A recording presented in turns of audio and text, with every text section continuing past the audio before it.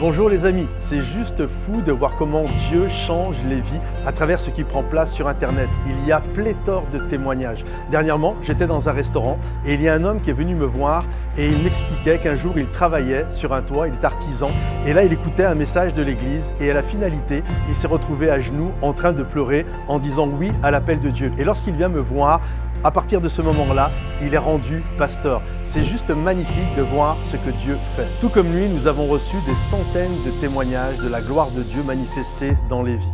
Et grâce à votre générosité, durant la dernière année, nous avons pu accomplir de magnifiques choses. Juste sur Bruxelles, nous avons implanté une église et aujourd'hui, il y a pas loin de 400 personnes qui fréquentent Momentum Bruxelles. Également, à travers nos réseaux sociaux, YouTube, Insta, TikTok, Facebook, c'est environ 600 000 personnes différentes qui sont touchées chaque mois. Et c'est une grâce et une bénédiction de la part de Dieu. Également, durant cette année, nous avons vu 200 personnes passer par les eaux du baptême. Et vraiment, c'est une magnifique histoire qui prend place de voir la gloire de Dieu se manifester dans la vie de chacun. Aujourd'hui, nous faisons appel à vous pour continuer cette mission extraordinaire. Que ce soit avec un don ponctuel ou avec un don mensuel, nous croyons que votre générosité, de manière tangible, va impacter la vie des gens. Grâce à vos dons, nous allons pouvoir développer deux axes. Le premier axe, c'est l'Église à portée de main. C'est une application, je crois vraiment, qui est révolutionnaire. Que vous soyez nouveau dans la foi, vous désirez prendre des cours de préparation au baptême jusqu'au baptême pour un jour également rejoindre un groupe de maison, avoir des conseillers, développer vraiment votre vie chrétienne, votre vie de disciple, grandir dans la foi. C'est une application qui, je crois, va être une source de bénédiction pour chacun. Elle sera disponible 7 jours sur 7 et 24 heures sur 24 et elle va avoir un impact réel dans la vie de ceux qui vont la voir. Alors c'est l'Église dans ta poche, c'est l'Église littéralement au bout de tes doigts, sur un téléphone, sur une tablette et ça va te bénir. Et le deuxième axe, c'est qu'en 2024, nous allons implanter une nouvelle église. Une église qui, je crois, va être un phare dans la francophonie et va avoir un impact juste extraordinaire. Donc 2024, implantation d'une nouvelle église Momentum. Et justement, grâce à l'application L'église à portée de main, nous allons pouvoir rester connectés et bâtir ensemble ce projet qui va être d'envergure et qui va être une source de bénédiction. Voici ce que disent certains de nos donateurs. Une dame appelée Marie dit « Je donne chaque mois parce que je vois à l'église Momentum des vies être transformées, des vies passer de la mort à la vie, des couples être restaurés, je vois des gens rentrer dans leur appel. » C'est toujours une bénédiction pour nous de voir des vies être bouleversées par la grâce de Dieu. Si vous croyez en ce beau projet, alors vous avez la possibilité d'être partenaire avec nous. Vous avez la possibilité soit d'être un donateur mensuel ou bien d'être un donateur ponctuel. Je ne vous cache pas que nous recherchons des donateurs mensuels, que ce soit 10 €, 20 €, 50 €, bref, ce que Dieu vous met à cœur. Et je crois qu'ensemble, nous allons créer des momentum. Momentum, ça veut dire quoi? Ça veut dire le moment où les choses basculent. Il y a un avant et il y a un après. Les gens se remettent dans le mouvement de la vie. Il y a un élan pour saisir ce que Dieu a prévu pour chacun d'entre nous. Donc si vous désirez soutenir cette action et faire une différence dans la vie des gens, vous avez juste à cliquer sur le lien en descriptif et choisir l'option que vous désirez. Et je crois qu'ensemble, nous allons voir des vies transformées. Je vous remercie pour cela. Votre participation est précieuse pour accomplir ce rêve. Chaque don nous rapproche un peu plus de notre mission. Et je crois qu'ensemble, nous pouvons voir des vies transformées et que des personnes puissent retrouver l'espoir. Dieu vous bénisse pour votre générosité et ensemble pour le royaume de Dieu.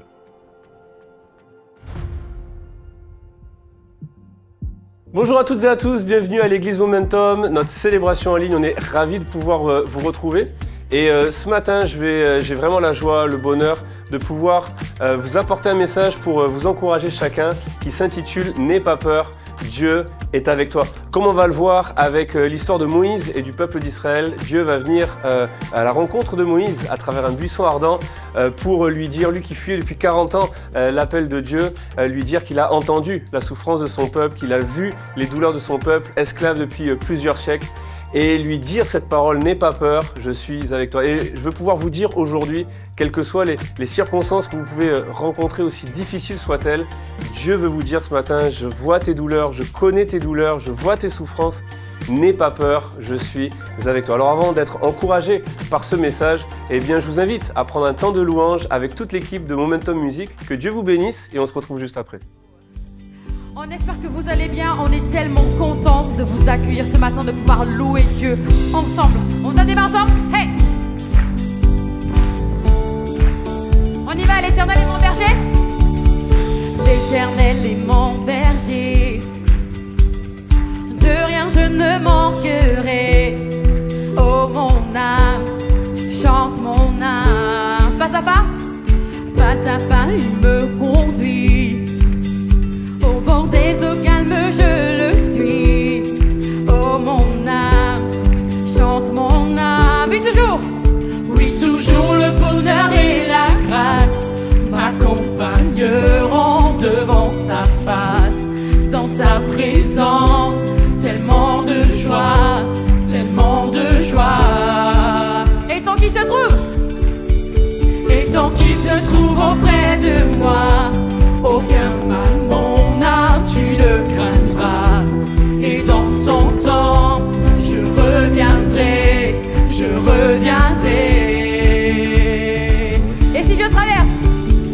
Et si je traverse encore la vallée de l'ombre de la mort, oh mon âme, chante mon âme. Puisqu'il m'aime le premier, non rien ne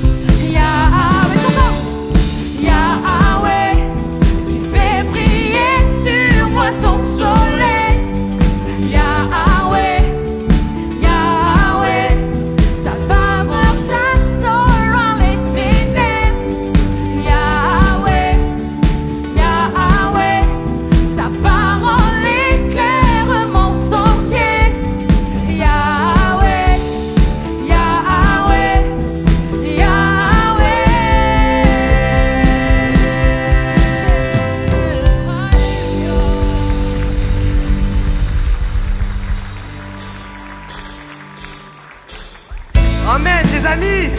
On va célébrer ensemble, chanter en disant oh quelle joie être dans ta maison ce matin, Seigneur. On tape des mains ensemble. Oh, oh, oh, oh. Oh, oh, oh. Oh, oh, oh. Louons le Dieu. Louons le Dieu qui était. Adorons le Dieu qui est. Glorifions celui qui sera à jamais. Il délivre les captifs, il ouvre la mer en deux. Notre Dieu est victorieux. Yeah. Quelle joie dans la maison du Père, quelle joie dans la maison de notre Dieu. Nous élevons nos voix, nous ne nous tairons pas. Quelle joie dans la maison du Père, oui il est présent parmi nous. Nous élevons nos voix, nous ne nous tairons pas. Oh oh oh, oh oh oh, oh oh oh.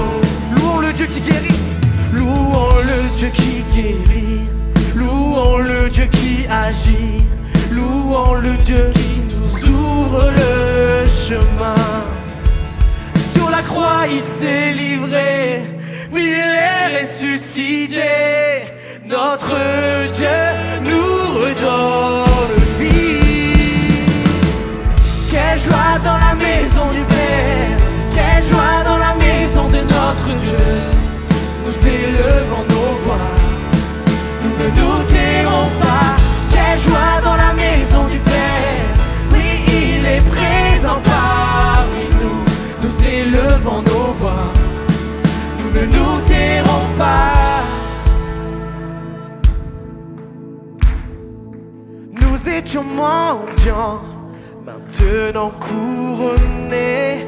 Nous étions captifs, maintenant libérés. Nous sommes acceptés, pardonnés, par grâce rachetés. Que tes enfants, oh Dieu, te louent. On le reprend ensemble. Nous étions mendiants, maintenant couronnés. Nous étions captifs, maintenant libérés. Nous sommes acceptés, pardonnés, par grâce rachetés. Que tes enfants, oh Dieu, te louent. Oh quelle joie, on y va. Quelle joie dans la maison du Père, quelle joie dans la maison de notre Dieu. Nous élevons nos voix, nous ne nous tairons pas. Quelle joie dans la maison du Père, oui il est présent parmi nous. Nous élevons le voix. On reprend ensemble, quelle joie, comment? Quelle joie dans la maison du Père, quelle joie dans la maison de notre Dieu. Nous élevons nos voix, nous ne nous tairons pas. Quelle joie dans la maison du Père, oui il est présent parmi nous. Nous élevons nos voix, nous ne nous tairons pas. Quelle joie dans la maison du Père, quelle joie dans la maison de notre Dieu. Nous élevons nos voix, nous ne nous... Oh quelle joie ensemble, quelle joie.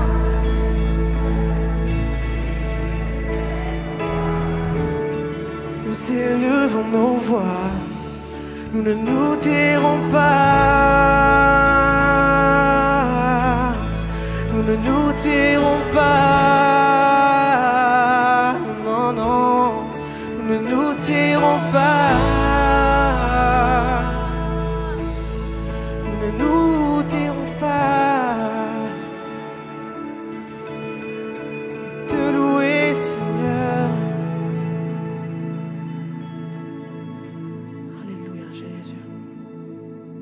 Oh mon Dieu, quelle joie. Quelle joie de venir dans ta maison, de venir juste élever ton nom. Je ne sais pas comment tu es venu ce matin, toi qui es présent ici ou toi qui es en ligne. On vient de chanter quelle joie d'être dans la maison du Père. J'aimerais encourager quelqu'un à se jeter, à courir dans les bras du Père. Ce matin, on va prendre ça, ce chant comme une prière. On va dire, ô Seigneur, je t'ouvre mon cœur. Que ton règne vienne, Seigneur. Et que ta volonté soit faite dans ma vie. Viens me toucher à nouveau. Je veux encore plus te connaître. Je veux chercher ta face. Je veux le retrouver. Cette communion avec toi, Papa.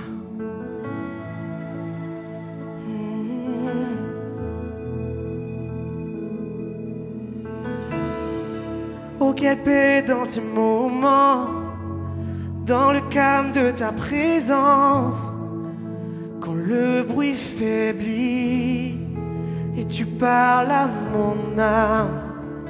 Tu as toute mon attention, fais-moi entendre ta voix. Je ne veux rien manquer. Seigneur, mon cœur désire plus de toi. Mon cœur recherche ta face, alors je cède à toi. Et tout en moi est ému par ton amour, captivé par qui tu es. Conduis-moi à te connaître plus encore. Je veux m'approcher de toi, laisser mes peurs derrière moi. Seigneur, viens toucher ma vie à nouveau. Oh, oh, oh, oh, oh, oh, oh. Comme le soleil à l'aurore. Comme le soleil à l'aurore, comme la brise dans la nuit, ta paix me restaure, tu me donnes la vie. Il n'y a aucune hésitation dans ton amour, ton affection. Rien n'est comparable. Seigneur, Seigneur, mon cœur désire plus de toi. Mon cœur recherche ta face, alors je cède à toi. Et tout en moi est ému par ton amour, captivé par qui tu es. Conduis-moi à te connaître plus encore. Je veux m'approcher de toi, laisser mes peurs derrière moi. Seigneur, viens toucher ma vie à nouveau. Oh, oh, oh, oh, oh, oh, encore une fois.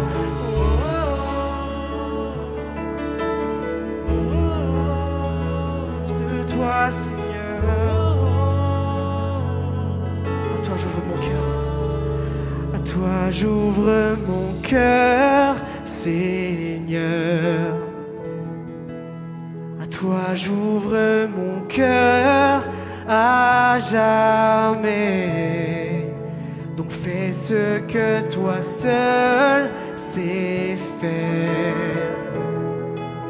Oui, Jésus, viens régner dans ma vie. À toi j'ouvre mon cœur, Seigneur. À toi j'ouvre mon cœur à jamais. Fais ce que toi seul sais faire. Jésus, viens régner dans ma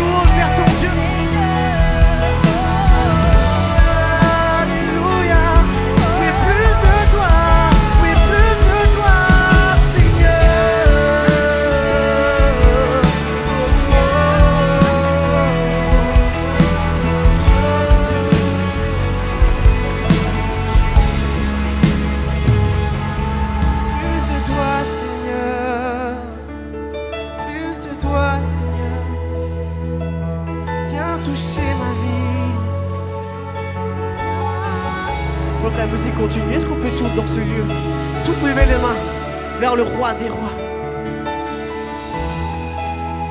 De tout ton cœur, élève ta prière, élève ton adoration vers ton Dieu ce matin. Tout en moi, Seigneur, veut te louer. Toute ma vie, Seigneur, veut t'adorer. Mon cœur t'adore, Seigneur. Je te louerai à jamais. Je reviens près de ton cœur, Seigneur. Oh, oh, oh, Seigneur. Alléluia. Passe dans les rangs, Seigneur.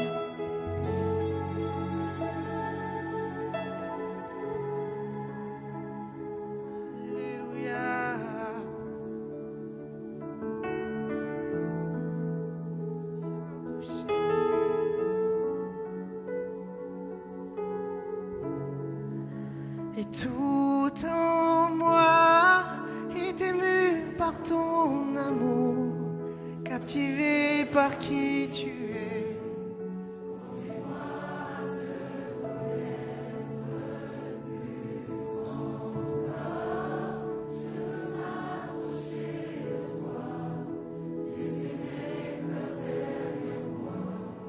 Seigneur, viens toucher ma vie à nouveau.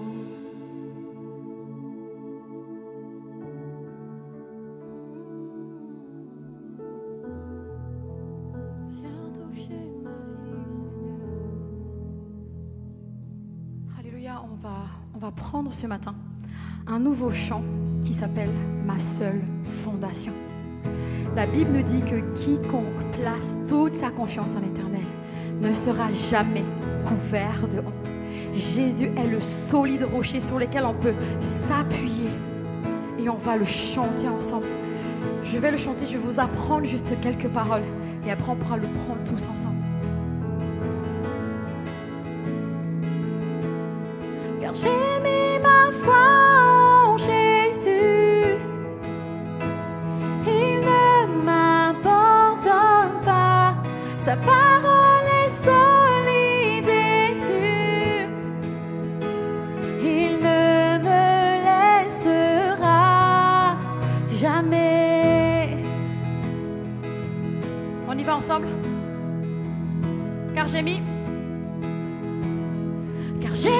ma foi en Jésus, il ne m'abandonne pas, sa parole est solide et sûre, il ne me laissera. Car j'ai mis ma foi en Jésus, il ne m'abandonne pas, sa parole est solide et sûre, il ne me laissera jamais.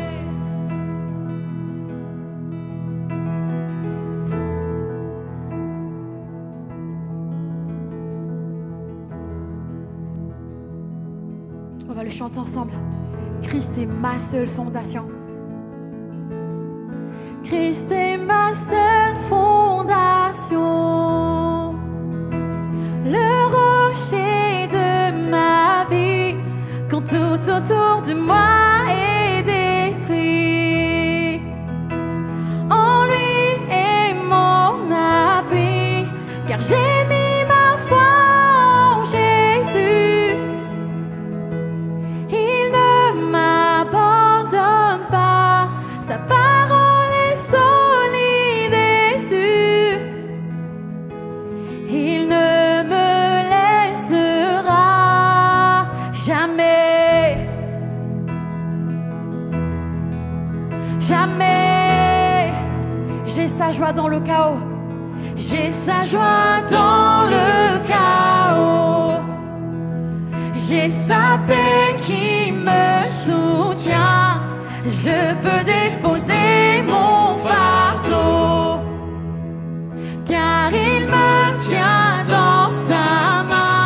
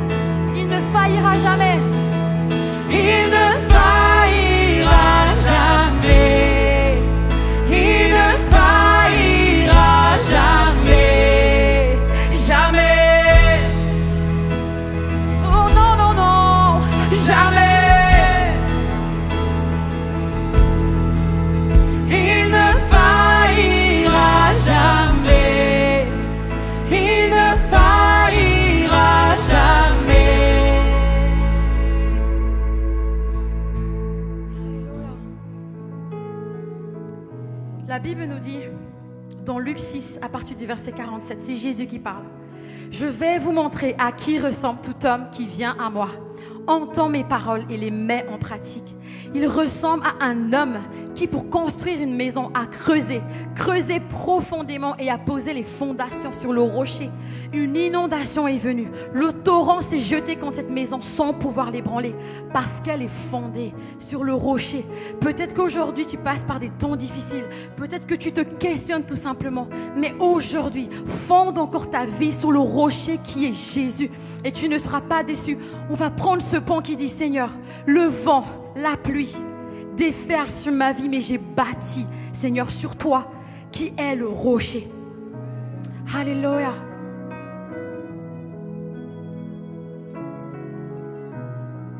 Le vent, la pluie déferle sur ma vie, mais j'ai bâti ma maison sur Jésus-Christ. Le vent, la pluie déferle sur ma vie, mais j'ai bâti ma maison sur Jésus-Christ. Déclare l'Église. Le vent, la pluie déferle sur ma vie, mais j'ai bâti ma maison sur Jésus-Christ. Oh, oh, oh, oh, je ne tremblerai pas. Oh, oh, oh, j'ai bâti ma vie sur toi. Oh, oh, oh, je ne tremblerai pas. Oh, oh, oh, j'ai bâti ma vie sur toi. Christ est ma seule fondation, le rocher de ma vie. Quand tout autour de moi est détruit, en lui est mon abri, car j'ai mis ma foi en Jésus. Il ne m'abandonne pas, sa parole est solide et sûre.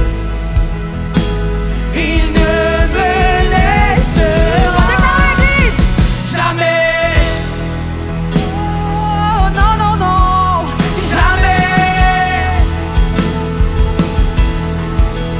Il ne faillira jamais. Il ne faillira jamais. Jamais. Oh, jamais. Il ne faillira jamais. Il ne faillira jamais. Jamais. Alléluia. Est-ce qu'on peut pousser un cri de joie, s'il vous plaît?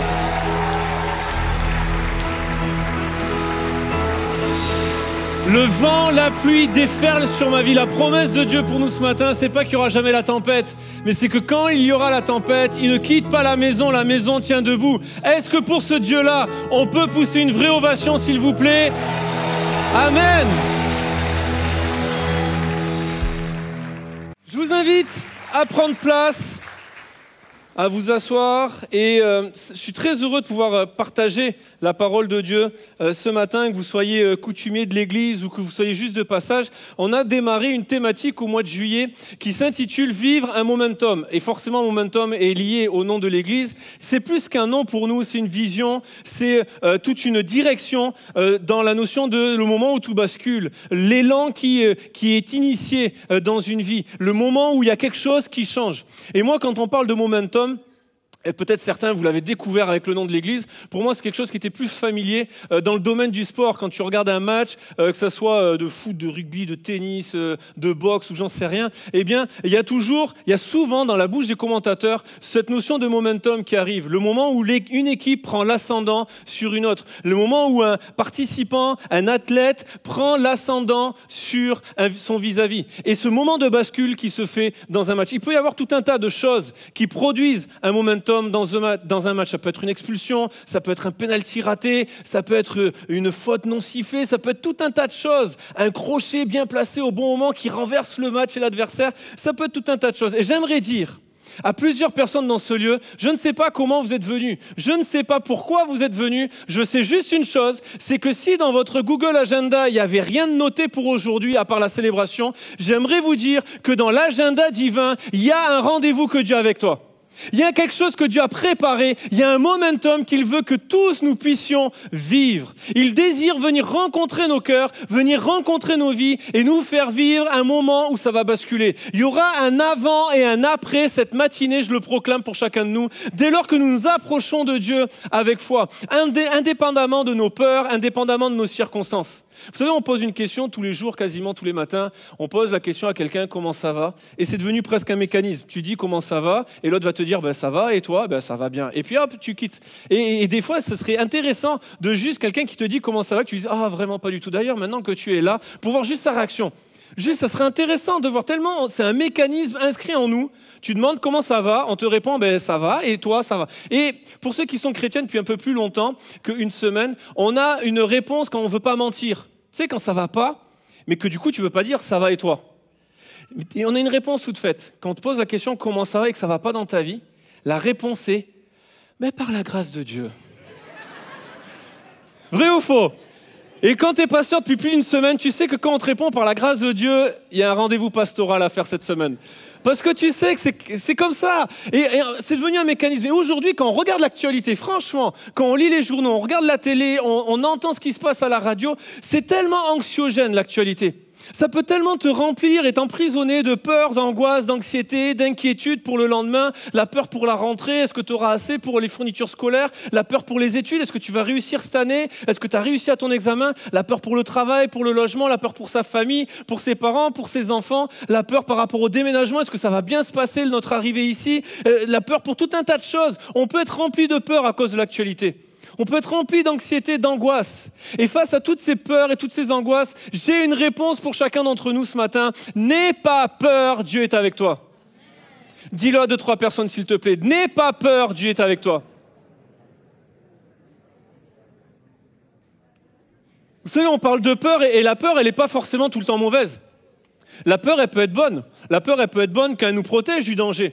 La peur, elle peut être bonne quand elle nous avertit d'un danger, qu'elle nous pousse à nous y préparer, à appeler à l'aide ou à chercher des solutions, à réfléchir. La peur, elle peut être bonne. La peur devient mauvaise lorsqu'elle prend le contrôle de nos prises de décision. La peur devient mauvaise lorsqu'elle change la réalité, la conception de la réalité autour de nous. Moi, je m'en suis rendu compte quand j'ai voulu faire de l'escalade. J'ai le vertige, j'ai la peur du vide et j'aime bien me lancer des défis. Et on a un ami qui fait de l'escalade, qui est très bon là-dedans. Et un jour, j'étais accroché par une story qu'il avait mis dans un spot d'escalade qu'il faisait. C'était magnifique. Et donc, je lui ai demandé de m'amener, de m'apprendre. Et il m'a amené. Et puis, je me suis retrouvé face au mur d'escalade qu'il fallait faire dans les Charentes. Je me suis dit, waouh, je ne pensais pas que ça serait si haut. Et donc, il m'a dit, avant que tu montes, parce que Mathieu, si tu montes, il va falloir que tu descendes. Donc, il faut que d'abord que tu apprennes à descendre. Donc, on est passé on a contourné le rocher, et puis on s'est retrouvé en haut du rocher. Et en haut du rocher, il y avait une bonne vingtaine de mètres. Et imaginez que là, le bord de l'estrade, c'est le bord du rocher. Et là, j'étais là, et j'étais terrorisé. J'avais peur de tomber, alors que c'était ridicule, je n'avais aucune chance de tomber. J'étais à 5 mètres du bord, mais j'avais peur. J'étais terrorisé. Et mon ami Edwin, la première chose qu'il a dû changer dans ma conception, c'est de comprendre que ma peur de tomber, ma peur du vide, mon vertige, me changeait ma conception de la réalité. Et il me dit, mais regarde, t'as rien à craindre. Le rocher va pas tomber. Tu es loin du bord. Tu n'as aucune chance de tomber. Il n'y a aucune crainte à avoir. Tu es en sécurité. La conception de la réalité qui était faussée par les peurs.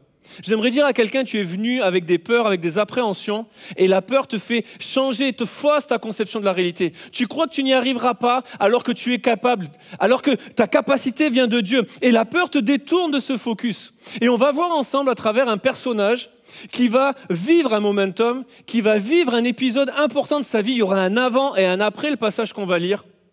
Il va vivre un rendez-vous divin. Et dans ce rendez-vous divin, Dieu va venir le saisir, va venir l'utiliser, va venir lui parler pour faire changer sa conception de la réalité. Et lui dire, n'aie pas peur, je serai avec toi. Alors je le redis à quelques personnes dans ce lieu, n'aie pas peur, Dieu est avec toi. Je le redis pour les personnes en ligne, n'aie pas peur, Dieu est avec toi. Alors je ne sais pas quelles sont tes peurs, mais on va être encouragés ce matin. Dieu est avec nous. Cet homme va vivre un momentum dans sa vie et il va entendre de la part de Dieu, j'ai vu la souffrance de mon peuple qui est en Égypte. J'ai entendu les cris qui lui font pousser ses oppresseurs, car je connais ses douleurs. Et certains, vous aurez compris qu'on va parler de Moïse et de l'épisode du buisson ardent. Mais avant d'aller plus loin dans le message, de la même façon que Moïse a entendu de la part de Dieu, je connais les souffrances, je connais les douleurs, j'ai vu la souffrance, j'ai entendu les cris. Quelqu'un a besoin d'entendre ce matin, et peut-être c'est la seule chose que tu as besoin ce matin. Dieu te dit à toi aussi, il connaît tes douleurs. Il a entendu tes cris, il voit tes souffrances. Il connaît tes larmes du quotidien. Il sait avec le cœur brisé avec lequel tu es venu. Il connaît ta souffrance de maman. Il connaît tes douleurs de papa qui cherche à pourvoir aux besoins du foyer. Tes larmes et tes cris sont montés jusqu'à son trône. Il les connaît, il les voit, il entend tes cris et il vient à toi ce matin. Parce que la réalité, c'est que comme pour Moïse, Dieu vient à notre rencontre aujourd'hui. Dieu vient à notre rencontre. Voilà ce qui s'est passé dans Exode au chapitre 3. Moïse faisait paître le troupeau de Jéthro, son beau-père, sacrificateur de Madian. Et il mena le troupeau derrière le désert et vint à la montagne de Dieu, à Horeb. L'ange de Dieu lui apparut dans une flamme de feu au milieu d'un buisson. Moïse regarda et voici le buisson était tout en feu et le buisson ne se consumait point. Moïse dit, je veux me détourner pour voir quelle est cette grande vision et pourquoi le buisson ne se consume point. L'Éternel vit qu'il se détournait pour voir et Dieu l'appela du milieu du buisson et dit, Moïse, Moïse. Et il répondit, me voici. Dieu dit, n'approche pas d'ici, ôte tes souliers de tes pieds car le lieu sur lequel tu te tiens est une terre sainte. Et il ajouta, je suis le Dieu de ton père, le Dieu d'Abraham, le Dieu d'Isaac et le Dieu de Jacob. Moïse se cacha le visage car il craignait de regarder Dieu. Et l'Éternel dit, j'ai vu la souffrance de mon peuple qui est en Égypte. J'ai entendu les cris que lui font pousser ses oppresseurs, car je connais ses douleurs. Dieu vient à notre rencontre ce matin. Dieu vient à notre rencontre aujourd'hui. Là où nous nous trouvons, dans notre contexte, dans notre quotidien, dans l'actualité de notre vie, face à nos peurs, face à nos craintes, nos inquiétudes et nos appréhensions, Dieu vient à notre rencontre aujourd'hui. Alors, je n'ai pas fait venir un buisson ardent, mais Dieu vient à notre rencontre aujourd'hui. Il y a un feu qui peut nous allumer ce matin, un feu divin, celui du Saint-Esprit, qui peut allumer nos cœurs afin de vivre ce momentum avec notre Dieu. Moïse, ce matin-là, quand il s'est levé, il faut comprendre qu'il n'a pas prévu au programme de sa journée, il n'a pas prévu de rencontrer Dieu. Il n'a pas prévu de voir un buisson qui brûle et ne se consume pas. Ce n'est pas au programme de cette journée. Lorsqu'il s'est levé ce matin-là, c'est un matin comme tous les autres, comme tous ceux qui ont précédé depuis des dizaines d'années. Il se lève, il prend le troupeau de son beau-père, ce troupeau qui n'est même pas à lui, il compte les brebis, il les amène pour faire paître le troupeau. Et quand il revient, l'objectif ultime de sa journée, c'est de rentrer avec le même nombre de brebis avec lequel il est parti. C'est juste ça la journée de Moïse. Son plan de la journée, c'est juste celui-là. Il n'a pas prévu de rencontrer Dieu, mais Dieu l'avait prévu. Ce matin, tu es peut-être juste venu voir à quoi ressemble l'église Momentum. Tu es peut-être venu juste pour un dimanche de plus, pour apporter ton adoration à Dieu, pour entendre sa parole. Mais j'aimerais te dire qu'au-delà de ça, et au-delà de ce que tu as prévu aujourd'hui, Dieu a prévu de te rencontrer. Dieu a prévu de percuter ton cœur et de te parler directement. À ce moment de l'histoire, Moïse a environ 80 ans. La Bible nous dit que pendant 40 ans, il va être élevé à la cour de Pharaon. Puis, on va y revenir, il va fuir l'Égypte et la cour de Pharaon pour aller trouver refuge à Madian. Et là, pendant 40 ans, il va être le berger du troupeau de son beau-père. Au moment du buisson ardent, au moment du texte que nous venons de lire, Moïse a à peu près 80 ans. Et ça me permet de dire que si Dieu a appelé Moïse à l'âge de 80 ans, je peux proclamer pour ma vie que c'est jamais trop tard. Est-ce qu'il y a des gens qui ont plus de 80 ans aujourd'hui ? Est-ce qu'il y a des gens qui ont moins de 80 ans aujourd'hui ? Dis à la personne qui a levé la main à côté de toi, si Moïse a été appelé à 80 ans, il n'est pas trop tard pour toi. Dis la phrase en entier, j'ai besoin de boire. Me filmez pas en train de boire. Moïse n'avait pas prévu cette rencontre. Mais il y a une rencontre inattendue qui va se produire. Un voyage inattendu qui va démarrer pour lui. J'ai noté ceci, une rencontre qui brise sa routine. Il a dû se détourner pour voir. Une rencontre qui bouscule sa raison. Un buisson qui brûle mais ne se consume pas. Une rencontre qui bouleverse ses rêves. Sa carrière de berger s'arrête. Des rêves enfuis qu'il fuyait depuis 40 ans vont être comme ressuscités par l'Éternel.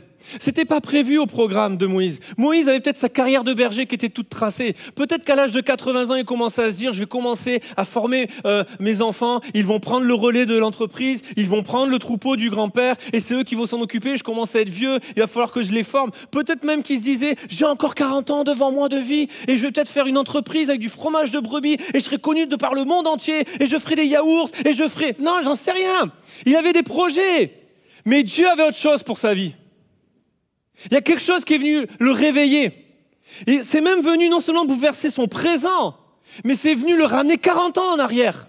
Lorsque Dieu va dire à Moïse, écoute, j'ai entendu la souffrance de mon peuple, je connais ses douleurs, j'ai entendu ses cris, maintenant va, je t'envoie vers Pharaon pour libérer mon peuple de l'esclavage d'Égypte. Plus de 400 ans qu'ils sont esclaves et je vais les libérer. Et là, ça fait écho dans le cœur de Moïse. Ça vient grincer pour lui, ça vient coincer parce que 40 ans auparavant, Moïse a essayé de libérer le peuple d'Égypte.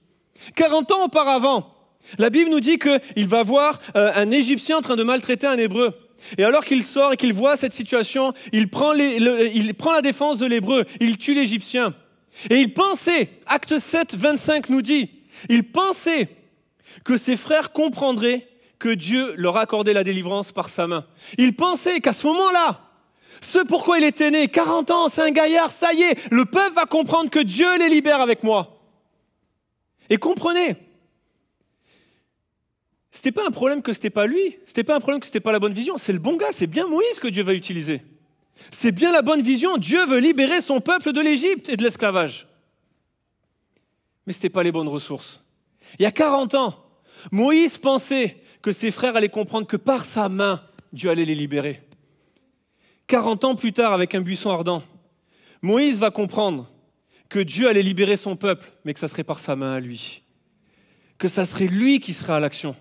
Et j'aimerais dire à quelqu'un qui a essayé un projet pour Dieu, il y a des années en arrière, et ça n'a pas marché.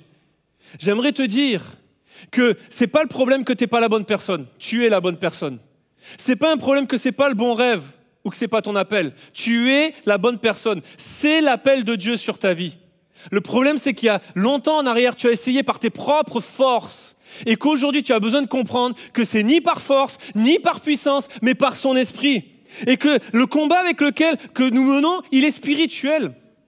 C'était pas un déménagement que le peuple d'Israël devait vivre. C'était une libération de l'esclavage de Pharaon et de l'Égypte. Et quand ils sont sortis d'Égypte, on comprend à la lecture de la parole de Dieu que c'est pas juste, il fallait quitter l'Égypte, il fallait que l'Égypte quitte leur cœur. Et il y avait une libération spirituelle à avoir, des addictions, des habitudes, de l'idolâtrie, une métanoïa, un changement de mentalité et de cœur qu'il fallait prendre place. Et j'aimerais te dire que le combat que nous menons, il est spirituel. Et parce qu'il est spirituel, les armes avec lesquelles nous combattons sont spirituelles et puissantes par la vertu de Dieu pour renverser les forteresses. C'est pour cela que ça n'a pas marché il y a des années en arrière. Et je sais ce qui se passe dans la tête. Vous vous dites, mais alors pourquoi 40 ans pour comprendre ça? Mais ce n'est pas ma préoccupation ce matin.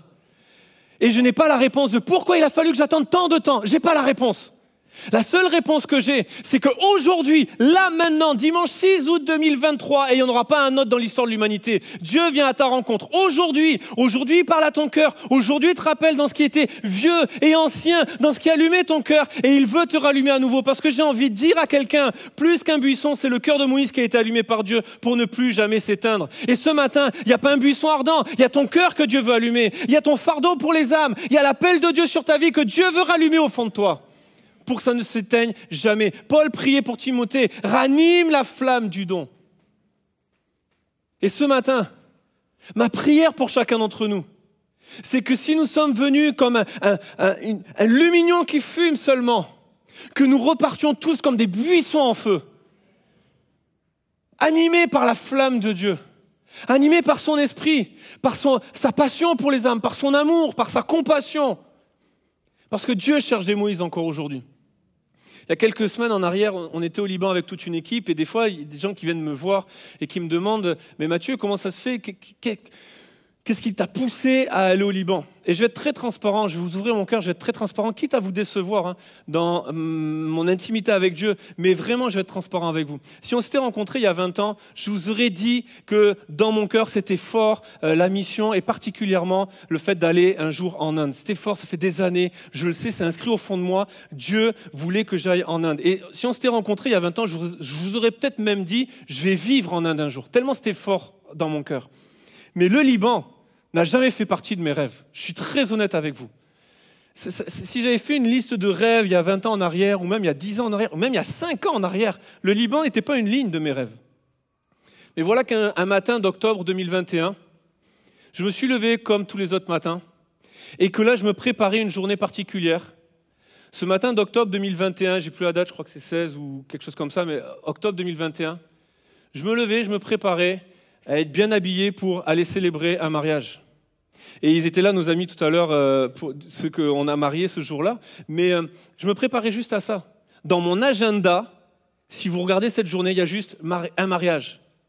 Et alors que je vais au mariage, on fait le mariage, la cérémonie se passe, et puis après la cérémonie, je discute un peu avec les invités.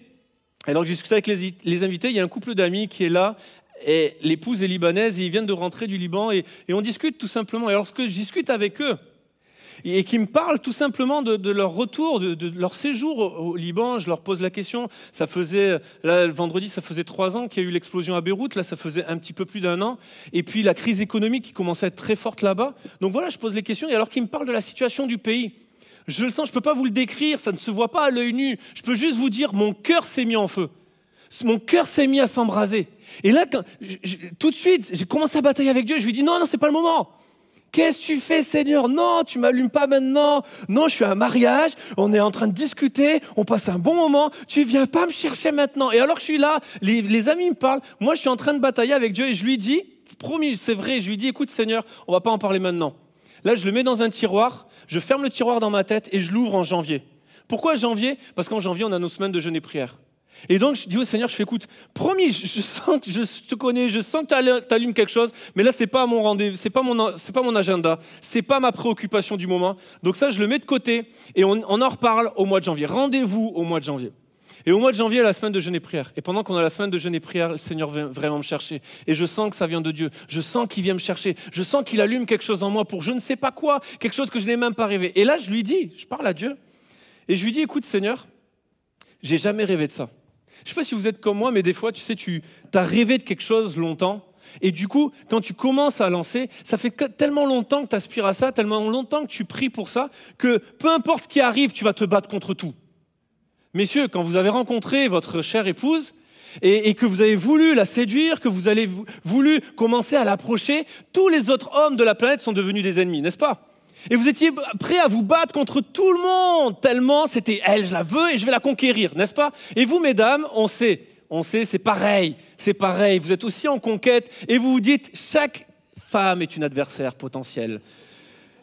Et du coup, parce qu'on y rêve. Et là, je dis à Dieu, j'ai jamais rêvé du Liban. Donc, le moindre empêchement, le moindre grain de sable, je m'arrête. Je fais, Seigneur, il faudra que ça soit simple parce que j'ai pas rêvé, je vais pas me battre pour ça. Et là, je vous assure, ça n'a jamais été aussi simple. Je discutais avec les gens, c'est comme si on se connaissait depuis toujours, les portes s'ouvraient. J'avais même pas à toquer, c'est limite j'approchais et le mouvement de mon pied, hop, ouvrait la porte. C'est quelque chose, j'ai jamais vu ça. Et ce qui fait que seulement quelques semaines après, on a commencé à aller là-bas. Un feu qui s'est allumé et qui s'est jamais éteint. Et il y a quelque chose qui, ce matin, vient te chercher parce qu'il y a un feu que le Seigneur a voulu allumer il y a quelques années en arrière. Et qu'il est en train de rallumer, il est en train de raviver des braises, il est en train de rallumer la mèche qui fume encore. Il ne l'éteint pas, mais il ravive la flamme. Et j'aimerais te dire, laisse Dieu agir, laisse-le souffler sur ta vie, laisse-le parler à ton cœur. Il veut faire quelque chose avec ta vie. C'était pas trop tard pour Moïse et c'est pas trop tard pour toi ce matin.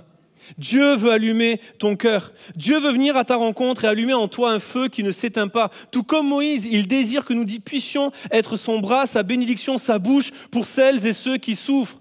Il y a un appel. Chacun d'entre nous sommes appelés à être Moïse.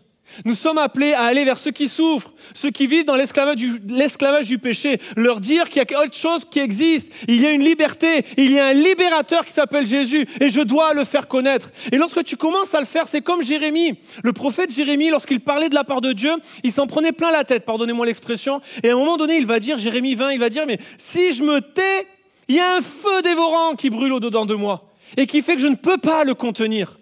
Chacun d'entre nous, ma prière, c'est qu'en sortant de ce lieu, nous puissions être comme Jérémie. Si je parle de Jésus, si je témoigne, je m'en prends peut-être plein la tête, mais si je le fais pas, c'est pire. Il y a un feu qui me dévore et je ne peux pas le contenir. Qu'il y a un feu ce matin qui nous anime, que vous ne pouvez pas contenir, que vous ne pouvez pas garder. Une bonne nouvelle qui rassasie les âmes, qui console l'âme affligée, qui restaure le cœur brisé. Cette bonne nouvelle qui est en nous et qu'on n'arrive pas à contenir. Et depuis tout à l'heure, je parle de Moïse et certains vous dites « mais moi je ne suis pas Moïse ». On va en reparler de Moïse. Et certains vous dites « ouais, il parle d'appel de Dieu, mais l'appel de Dieu c'est lui ». Non! L'appel de Dieu, ce n'est pas que le pasteur. Ce n'est pas l'appel du pasteur d'être le sel de la terre. Ce n'est pas l'appel du pasteur d'être la lumière du monde. C'est l'appel de chaque croyant. Ce n'est pas l'appel du pasteur d'être un témoin. Ce n'est pas l'appel du pasteur d'être un ambassadeur du royaume de Dieu. Ce n'est pas l'appel du pasteur d'être le temple du Saint-Esprit. C'est à chaque enfant de Dieu. Alors Dieu te cherche ce matin. Dieu cherche des hommes et des femmes qui vont être des Moïse et qui vont accepter d'être le bras, la bouche et la bénédiction de Dieu pour celles et ceux qui souffrent. Et alors que tu vas le faire, il y a un feu qui va s'embraser et que tu n'arriveras pas à contenir. Ça sera plus fort que toi. Ça sera un réflexe, ça sera plus fort que toi. Et alors qu'on était au Liban, et il y a quelques mois en arrière, c'était début d'année, avec Laetitia, on discutait avec un gars là-bas, Wissam, et on lui posait la question par rapport à la crise, quand c'est arrivé, comment vous l'avez vécu. Et là, il nous disait, c'était aussi ses études, et il a étudié le contexte, la situation dans tous les sens. Et je suis sûr qu'il nous le dit, ça vient nous chercher, mais il nous dit, mais j'en suis arrivé à la conclusion, à force de tourner le problème dans tous les sens, j'en suis arrivé à la conclusion qu'il n'y aura jamais de lumière au bout du tunnel. On ne sortira jamais de cette crise. Il n'y aura jamais de lumière au bout du tunnel. Et alors, il a trouvé refuge dans la présence de Dieu. Et alors qu'il disait à Dieu, mais il n'y aura jamais de lumière au bout du tunnel. Il nous a dit la chose suivante. Peut-être qu'il n'y aura pas de lumière au bout du tunnel, mais on peut être la lumière dans le tunnel. Et je crois que chacun d'entre nous, je ne peux pas te promettre qu'il y a une fin aujourd'hui à ta tempête, à ton désert, à ton tunnel. Je peux juste te promettre que là où tu es, tu peux rayonner.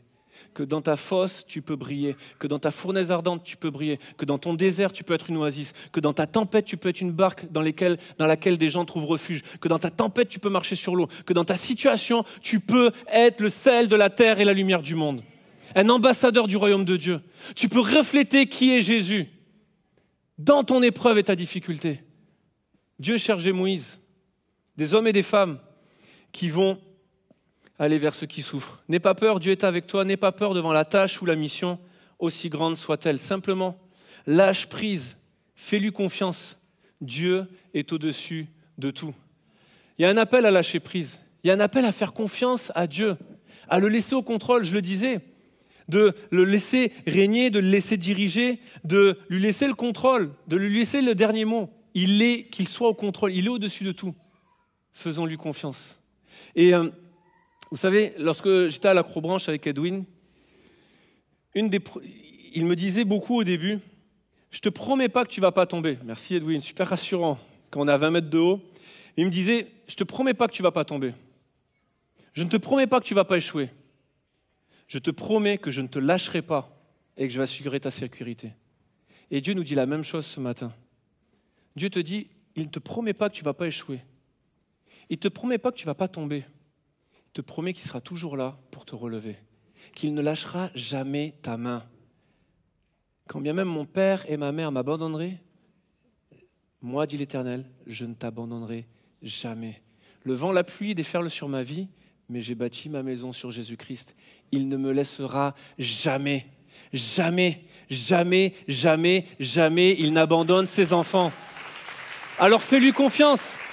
Et la vie de Moïse est une vie de lâcher prise. Dès le début, les parents de Moïse inculquent à Moïse une vie de lâcher prise, alors même qu'il n'en a pas conscience. Voilà le contexte de la vie de Moïse. Moïse est né dans une génération, dans un contexte où Pharaon tuait tous les nouveau-nés. Et dans ce contexte-là hostile, c'est par la foi que Moïse, à sa naissance, fut caché pendant 3 mois par ses parents, parce qu'ils virent que l'enfant était beau, ils ne craignirent pas l'ordre du roi. Exode 2 nous dit que nous ne pouvons plus le cacher. Jochébed, la maman de Moïse, prit une caisse de jonc qu'elle enduisit de bitume et de poids, et les 1000 enfants le déposa parmi les roseaux sur le bord du fleuve.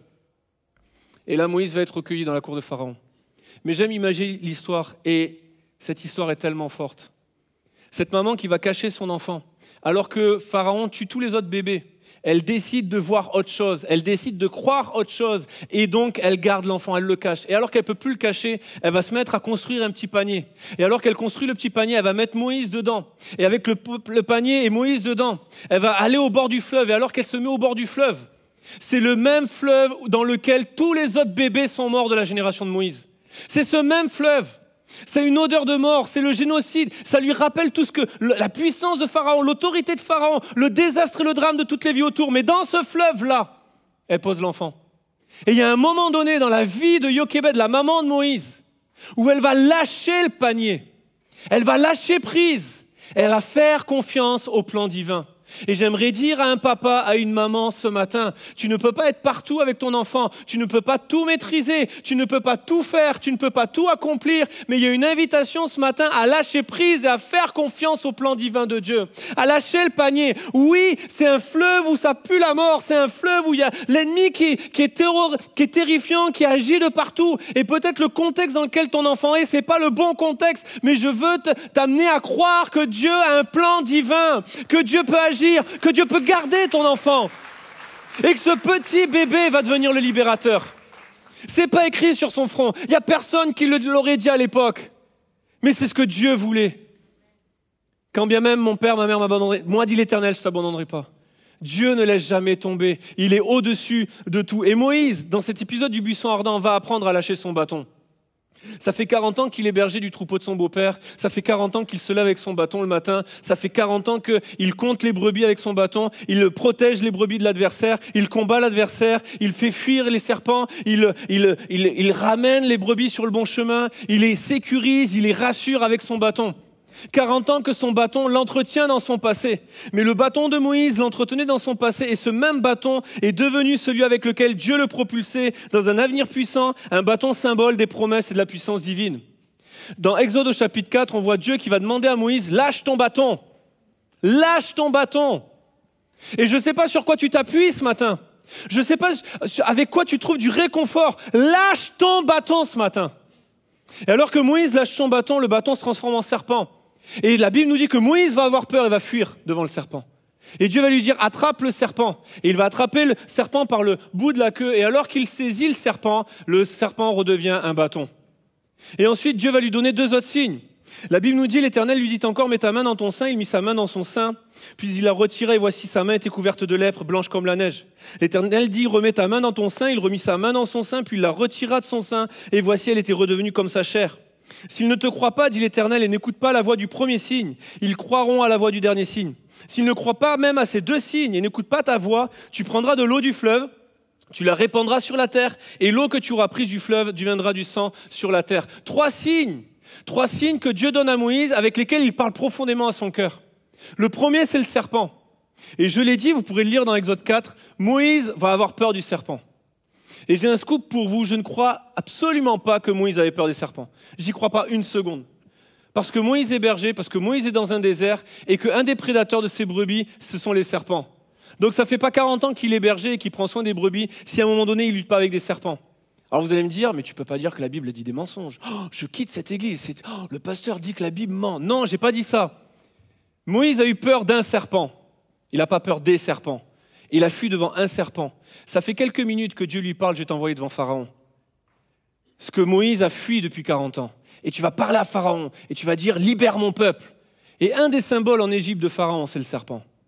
Et quand son bâton, qui lui donne autorité, avec lequel il se bat, avec lequel il s'appuie, quand ce bâton se transforme en serpent, ça lui rappelle la puissance de Pharaon. Ça lui rappelle le fait qu'il a fui il y a 40 ans, Pharaon. Et Dieu lui dit, je suis plus grand que Pharaon et je suis plus grand que tes incapacités. La main couverte de lèpre, cette lèpre symbole du péché dans la parole de Dieu, qui lui rappelle qu'il a échoué il y a 40 ans en arrière, qui lui rappelle qu'il a fui le plan de Dieu, qu'il a désobéi, qu'il a manqué le but. Mais Dieu est plus grand que sa lèpre. Dieu est plus grand que son péché et ses impuretés. L'eau changée en sang. Ce sang qui lui rappelle le sang de l'Égyptien que lui-même a versé. Qui lui rappelle qu'en fait c'est non seulement un fuyard, mais en plus c'est un meurtrier. Mais Dieu est plus grand que son passé. Dieu est plus grand que ses impossibilités. Et de la même façon que pour Moïse, tu n'es peut-être pas un meurtrier, tu n'as peut-être pas 80 ans, tu ne fuis peut-être pas depuis 40 ans, mais Dieu veut te dire quand même, il est plus grand que ton pharaon et tes incapacités, il est plus grand que ton péché et tes impuretés, il est plus grand que ton passé et tes impossibilités, il est plus grand. Quelqu'un dit Amen. Dieu est plus grand. Alors n'aie pas peur, fais-lui confiance. Et Dieu vient à Moïse avec ce buisson ardent, et alors qu'il vient avec le buisson ardent, il y a un feu qui s'allume en lui pour le peuple. Et la première chose qu'il a dû faire, la première chose que Moïse a dû faire, c'est de quitter Madian. Et on peut trouver ça logique. Matthieu, il faut qu'il aille en Égypte. Et ça, c'est une parenthèse que je veux faire. Tu ne peux pas répondre à l'appel de Dieu à distance. Si tu veux répondre à l'appel de Dieu, il faut que tu te lèves et que tu y ailles. Tu peux prier pour que les âmes viennent, mais Dieu nous a dit, allez. Tu peux prier pour que, Seigneur, libère le peuple avec moi, mais il faut que tu ailles en Égypte. Tu peux prier pour diriger ta famille vers Jésus, sois avec ta famille, passe du temps avec eux. Tu peux prier pour que Dieu sauve ta génération, sois avec ta génération. Connecte avec elle et amène-les à Jésus. Et même, je te dirais, quand toi tu vas avec eux, Jésus vient en toi, tu l'amènes. Quitte ton Madian. Madian, c'était pas rien pour Moïse. Nous, on est à la fin de l'histoire, donc on a même le début, donc on peut se dire, oui, mais c'est logique, il n'était pas destiné à Madian. Même Madian, c'est le lieu où il a trouvé refuge. C'est le lieu où il a retrouvé vie. C'est le lieu où il a retrouvé espoir. C'est le lieu où il a trouvé une femme. C'est le lieu où il est devenu un homme. C'est le lieu où il est devenu papa. C'est le lieu où il a eu un métier. C'est le lieu où il a commencé à s'établir. C'est le lieu où il a vécu. C'est tout pour lui, Madian. Et il a dû quitter Madian. Et ce matin, Dieu veut dire à quelqu'un, quitte ton Madian. Je ne sais pas quel est ton Madian, mais quitte-le. Pour répondre à l'appel de Dieu, il n'y a pas d'autre choix. Quitte ce que tu es pour devenir ce que tu es appelé à être. Il y a un appel à lâcher prise pour saisir ce que Dieu a pour toi, quitter ce que nous sommes pour aller et devenir ce que nous sommes appelés à être. Et pendant que les musiciens s'installent derrière moi, je veux dire à quelqu'un, lâche ton bâton. Arrête de t'appuyer sur tes propres forces, ni par puissance, mais par son esprit. Et quitte ton Madian. Quitte ce qui représente ce que tu es. Tu n'es pas destiné à être le berger du troupeau de ton beau-père. Moïse, tu n'es pas appelé à être le berger du troupeau de Jéthro. Tu es appelé à être le berger du troupeau de Dieu, du peuple d'Israël. Tu n'es pas appelé à rester à Madian. Tu n'es pas appelé à rester dans ta situation. Tu es appelé à répondre à l'appel de Dieu, à ne pas rester ce que tu es aujourd'hui et ce que ton présent et ton passé définissent aujourd'hui, mais à aller et marcher vers ce que Dieu veut pour toi, à devenir ce que tu es appelé à être. Et Moïse, lorsqu'il entend ça, dit à Dieu, « Qui suis-je » Il faut comprendre, 80 ans, papy Moïse ne sait pas qui il est. C'est une vraie question. C'est un gars qui est en crise identitaire. Parce qu'il y a 40 ans, depuis 40 ans, c'est un étranger à Madian. Ce n'est pas un Madianite, c'est un étranger. Et il y a 40 ans en arrière, c'était un Égyptien pour les Hébreux, c'était un Hébreu pour les Égyptiens. S'il y a des gens ici qui ont une double nationalité, vous savez de quoi on parle. Tu rentres au pays, tu es un Français. Et en France, tu es un étranger. Moïse sait ça, il ne sait pas qui il est et il a 80 ans. Et Dieu répond à son « Qui suis-je » par un « Je serai avec toi ». J'aimerais dire à quelqu'un, ça fait peut-être 40 ans que tu es dans ton désert à Madian, que tu fuis ton passé, que tu fuis l'appel de Dieu, mais tu as besoin de comprendre ceci ce matin. Si je viens à vous avec ces 2 bouteilles et que je vous pose la question suivante, qu'est-ce qu'il y a dans cette bouteille? Ne dites pas du poison, hein, mais qu'est-ce qu'il y a dans cette bouteille? Du Coca-Cola, et avec du sucre en plus, oh là là. Et si je vous dis qu'est-ce qu'il y a dans cette bouteille, vous me dites, du Coca-Cola. Vous savez pourquoi? Parce que vous savez tous lire, vous voyez tous que l'étiquette est différente, mais l'étiquette ne change pas le produit. J'aimerais vous dire que ça fait peut-être 40 ans que la vie dit à Moïse, t'es le berger du troupeau de ton beau-père. T'es pas destiné à être un libérateur. Tu dois t'occuper des brebis de quelqu'un d'autre. Tu vis comme un étranger dans le pays dans lequel tu séjournes. Pour les Égyptiens, tu seras toujours qu'un Hébreu. Pour les Hébreux, tu seras toujours qu'un Égyptien. Tu n'y arriveras jamais, Moïse. Moïse, t'es un meurtrier. Moïse, t'es un fuyard. Moïse, ça fait trop longtemps que ça dure, trop longtemps que ça traîne. Et Dieu vient avec un buisson ardent lui dire, l'étiquette ne change pas le produit. Ça fait peut-être 40 ans, tu as peut-être 80 ans, tu es peut-être un fuyard et un meurtrier, mais pour moi, tu es toujours libérateur. Tu es toujours Moïse, sauvé des eaux, celui qu'on a sauvé des eaux, mais tu es aussi celui qui va sauver le peuple à travers les eaux de la mer Rouge. C'est toujours qui tu es, Moïse. Et j'aimerais dire à quelqu'un, tu es toujours du Coca-Cola. Vous ne pensiez pas à ça ce matin, hein? Moi non plus. L'étiquette ne change pas le produit. Ne laisse pas l'ennemi de ton âme, ne laisse pas les circonstances, ne laisse pas les problèmes, ne laisse pas le passé, ne laisse pas le péché, ne laisse pas les erreurs, ne laisse pas les impossibilités, les incapacités, tes impuretés, dire ce que tu es. Laisse Dieu définir qui tu es. Et je vais le dire de la manière suivante. Je sais qui je suis. Attention, c'est technique. Je sais qui je suis quand je sais qui je suis. J'ai mis énormément de temps à la trouver celle-là. Je sais qui je suis, verbe être. Quand je sais qui je suis, verbe suivre. Ah, je vous avais prévenu, c'était technique, je vois des hochements de tête. Non, tu sais qui tu es quand tu sais qui tu suis. Je sais qui je suis quand je sais qui je suis. Je trouve mon identité. Moïse dit à Dieu, qui suis-je? Et Dieu ne lui dit pas, tu es. Il ne lui dit pas, tu vas faire. Et ce qui compte, c'est pas qui tu es demain, c'est pas ce que tu fais demain, c'est qui tu suis. Est-ce que tu suis Jésus? Est-ce que tu suis l'Éternel? Est-ce que tu suis l'appel de Dieu sur ta vie? Moïse entend de la part de Dieu quand il dit, qui suis-je? Il entend, t'inquiète pas, je serai avec toi. Dieu n'a pas répondu à sa question. Il lui a juste dit, ce qui compte, c'est que tu sois avec moi. Et j'aimerais dire qu'il vaut mieux être dans la tempête avec Jésus que sur le bord du rivage sans la tempête. Il vaut mieux être dans la foule, au milieu d'une foule qui a faim et n'avoir que 5 pains et 2 poissons, que d'être gentiment et d'avoir Jésus, que d'être gentiment assis à la maison, il n'y a pas Jésus. Il vaut mieux être dans un moment où tu traverses un désert et c'est compliqué, mais tu as l'oasis divine qui est dans ta vie, que d'être tranquillement dans ta maison. Et ce matin, j'aimerais dire qu'il vaut mieux que tu suives Jésus jusqu'en Égypte, avoir les 10 plaies, avoir un peuple qui râle, traverser la mer Rouge, avoir tout un tas de choses, que d'être à Madian sans Jésus. Et il vaut mieux que tu sois avec Jésus que sans lui. Parce que Jésus, il est Emmanuel, Dieu avec nous. Alors je veux dire à plusieurs personnes, viens à la rencontre de Jésus. Laisse Jésus allumer un feu divin en toi. Dieu répond encore par « Je serai avec toi face à nos qui suis-je ». Dis-moi qui tu suis, je te dirai qui tu es. Est-ce que tu suis Jésus? L'étiquette ne change pas le produit. Hein. Le monde peut dire ce qu'il veut, les circonstances peuvent dire ce qu'elles veulent. Moi, je veux proclamer, je suis enfant de Dieu. Je suis le temple du Saint-Esprit. Vous pouvez dire que je suis Mathieu Perrault, vous pouvez dire que je suis le mari de Laetitia, vous pouvez dire que je suis le fils à Joël et Daniel, vous pouvez dire que je suis un petit enfant de l'église, vous pouvez dire que je suis pasteur de ceci, que je suis peu importe, et vous n'auriez pas forcément tort. Vous pouvez dire que j'ai pas assez de cheveux, vous pouvez dire que peu importe, que je parle trop fort, que je parle trop vite, que je bouge trop. Mais je suis enfant de Dieu et c'est ça qui me définit. Ne laisse pas l'ennemi dire qui tu es. Suis Jésus. Est-ce qu'on peut se lever ensemble, s'il vous plaît, partout dans ce lieu? Alors qu'on se lève, j'aimerais faire un appel et donner l'opportunité à des gens de répondre à l'appel de Dieu sur leur vie. Quel que soit le Moïse auquel tu corresponds, quelle que soit la situation et ce qui a parlé à ton cœur, je ne peux pas finir ce message sans prier pour ceux qui ont besoin de vivre ce momentum. Alors, mon appel va être très simple. Si tu as besoin juste que Jésus vienne dans ta vie et de commencer à le suivre et à marcher avec lui, tu es concerné. Si tu as besoin que Jésus vienne remplir ton amour ton cœur par son amour qui surpasse toute crainte et qu'il chasse les craintes que tu as, qu'il vienne te dire qu'il est plus grand que ton pharaon, plus grand que ton passé, plus grand que ton péché, tu es un bon candidat pour toi pour ce matin.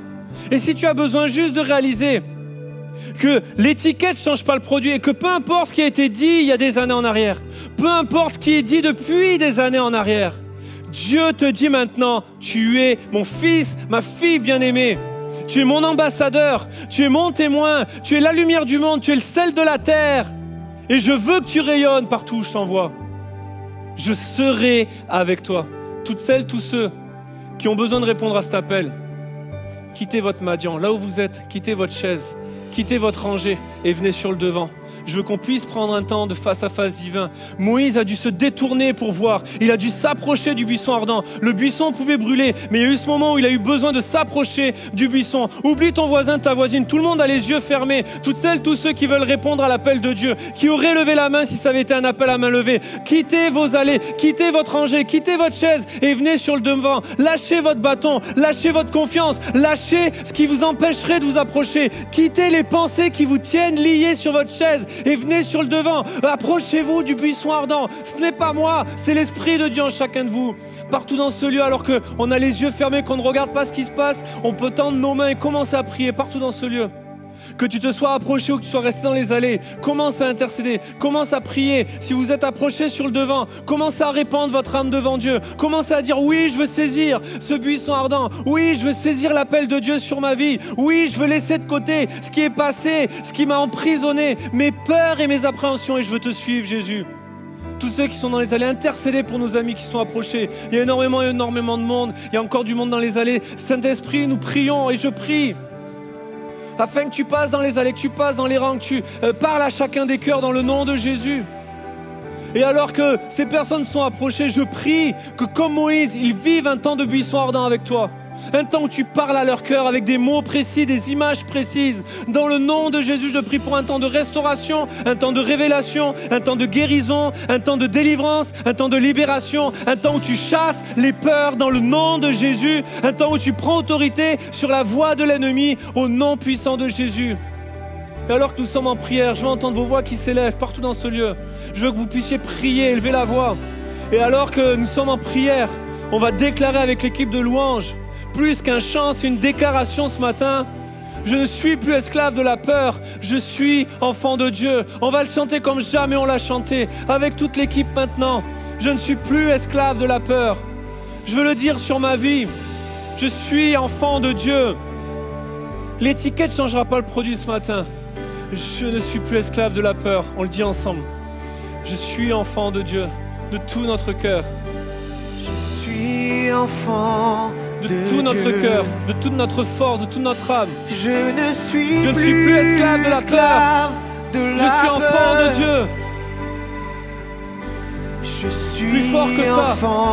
Plus fort que Dieu. ça. Je ne suis plus esclave de la peur.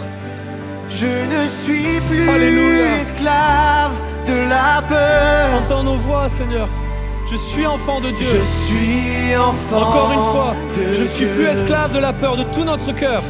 Je ne suis plus esclave de la peur. Je suis enfant de Dieu. Tu m'as ébloui ensemble. Tu m'as ébloui par tes mélodies. Tu m'entoures d'un chant d'amour. Chant de délivrance devant mes ennemis. Toutes mes craintes s'enfuient. Je ne suis plus esclave. Je ne suis plus esclave de la peur. Je suis enfant de Dieu. Oh, déclare-le, je ne suis plus esclave. Je ne suis plus esclave de la peur. Je suis enfant de Dieu. Oh, avant ma naissance, tu m'avais choisi,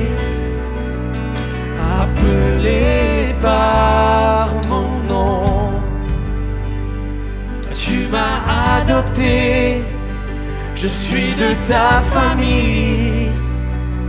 Ton sang coule dans mes veines. Oh, on déclare que je ne suis plus esclave. Je ne suis plus esclave de la peur. Non, non, non, non. Je suis enfant de Dieu. Je ne suis plus esclave. Je ne suis plus esclave de la peur. Je suis enfant de Dieu. Je ne suis plus esclave. Je ne suis plus esclave de la peur. Non, non, non. Je suis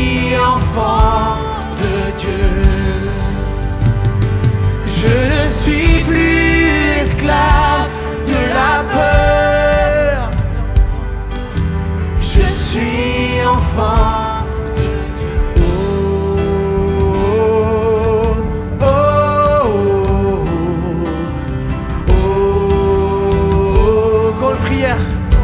Reprenons l'ensemble.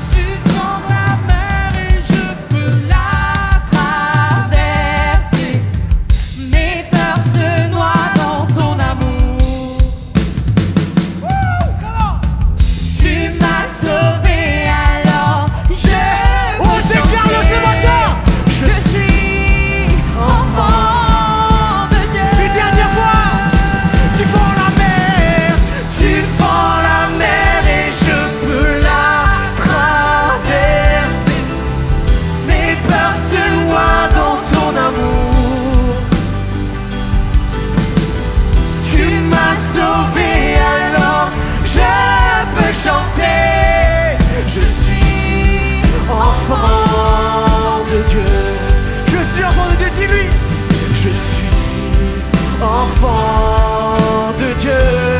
Une dernière fois, je suis enfant de Dieu.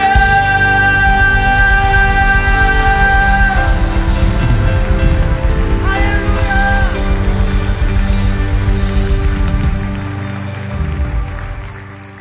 Merci à tous de nous avoir suivis. Encore une fois, Dieu veut vous dire, je suis avec toi face à tes luttes, face à tes combats. Eh bien, il y a cette invitation à lâcher prise, à lui faire confiance. Dieu est au-dessus de tout. Alors, je crois et je prie que ce message ait pu vous encourager, mais on veut aussi vous accompagner dans vos défis, dans vos combats et être là avec vous et pouvoir prier pour vous. Alors, si vous avez besoin de prière, il y a un formulaire qui se trouve dans les commentaires et je vous invite juste à vous connecter, à remplir ce formulaire et une des personnes de notre équipe va prendre contact avec vous par téléphone pour pouvoir prier avec et pour vous. Encore une fois, je veux prendre le temps de pouvoir vous remercier pour vos dîmes, vos dons, vos offrandes, parce que c'est grâce à tout cela que cette célébration a pu prendre place en ligne pour chacun de vous. Que Dieu vous bénisse et on se donne rendez-vous la semaine prochaine. À très vite. Alors il y a à peu près 1 an, j'ai fait une très grosse dépression, une dépression sévère. Et ça a été un moment très sombre de ma vie, que je souhaite à personne d'ailleurs. Et à ce moment-là, je pense plus rien avoir dans la vie. Et du coup, je décide de crier une prière à n'importe quel Dieu. Et il s'avère que le Dieu qui m'a répondu, c'est celui qui a toujours été là, le Dieu de la Bible. Donc je commence à suivre des cultes en ligne parce que j'avais pas d'église là où j'habite. Donc du coup, je commence à écouter des messages qui à chaque fois me parlent personnellement comme si le pasteur me parlait à moi-même. Et donc du coup, ça me touche de plus en plus et je décide qu'au bout d'un moment, il faut y aller et que je suis obligée de voir la vérité en face et que Dieu est là et qu'il existe. Du coup, je décide de donner mon cœur à Jésus et à partir de là, c'est un peu le chamboulement dans ma vie parce que je pense pouvoir me sortir de la dépression assez rapidement. Ça prend plus de temps que ce que je pensais. Mais Dieu fait bien les choses parce qu'il me restaure encore aujourd'hui. La raison pour laquelle je prends mon baptême aujourd'hui, c'est parce que Dieu m'a sauvée. Et donc du coup, j'estime que s'il m'a sauvé la vie, je peux bien lui donner la mienne.